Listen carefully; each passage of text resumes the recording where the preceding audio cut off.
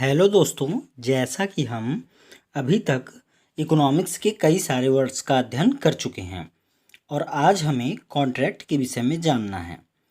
हम यह तो जानते हैं कि कॉन्ट्रैक्ट किन्हीं दो व्यक्तियों के बीच होता होगा।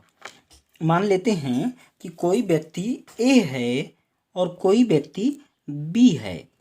ये व्यक्ति ए हो गया और ये व्यक्ति बी हो गया।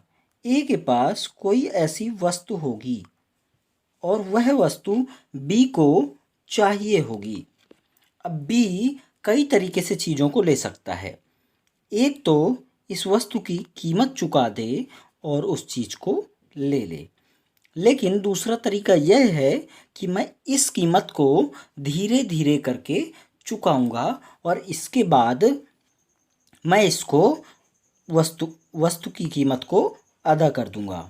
तो इस तरीके से हमने देखा कि बी दो तरीके से चीज़ों को ले पाया।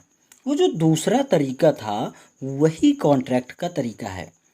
अब देखते हैं कि ये दो या दो से अधिक पक्षों के बीच हुआ कानूनी समझौता है। यह समझौता मौखिक हो सकता है और लिखित भी हो सकता है, यानी दोनों ही रूपों में इस समझौते को किया जा सकता है। समझौते के अंतर्गत एक पक्ष अन्य पक्षों के लिए किसी वस्तु की आपूर्ति करने अथवा अपनी सेवा प्रदान करने का दायित्व वहन करता है, जबकि दूसरा पक्ष तत्संबंधी भुगतान करने का दायित्व स्वीकार करता है।